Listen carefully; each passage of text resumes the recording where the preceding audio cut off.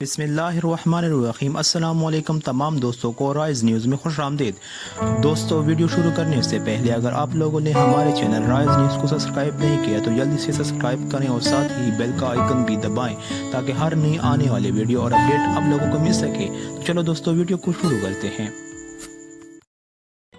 پاکستان کی جانب سے کشمیر سے اظہار یکجہتی اور مودی سرکار کی کشمیر دشمن قانون سازی پر احتجاجاً سمجھوتہ ایکسپریس کے بعد تر ایکسپریس کی بندش پر بھارت کا موقف بھی آ گیا اور روایتی ہٹ درمی دکھاتے ہوئے مقبوضہ کشمیر کو اندرونی مسئلہ قرار دیتے ہوئے کہا ہے کہ بھارت کی قانون سازی اسمبلیوں کی قانون سازی پر پاکستان کا اعتراض درست نہیں۔ بھارتی میڈیا کے مطابق وزارت خارجہ کے ترجمان رویش کمار نے پاکستان کی جانب سے سمجھوتہ ایکسپریس اور تر ایکسپریس ٹرین سروس بند کرنے کو یک طرفہ فیصلہ قرار دیتے ہوئے فیصلے پر نظر ثانی کی استدعا کی ہے۔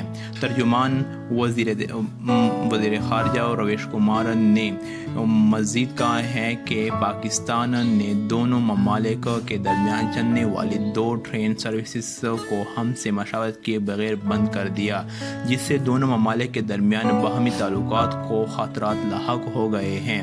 واضح رہے کہ بھارت کی جانب سے مقبوضہ کشمیر کی خصوصی حیثیت کے خاتمے کے بعد پاکستان نے لاہور سے دہلی چلنے والی سمجھوتہ ایکسپریس اور کوکرا پار سے جودھ پور چلنے والی تر ایکسپریس کو بند کرنے کا اعلان کر دیا۔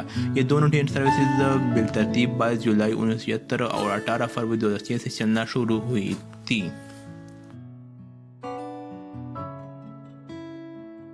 دوستو، اس ویڈیو کو لائک اور شیئر کریں اور مزید اپڈیٹس کے لیے رائز نیوز کو سبسکرائب کریں۔ شکریہ۔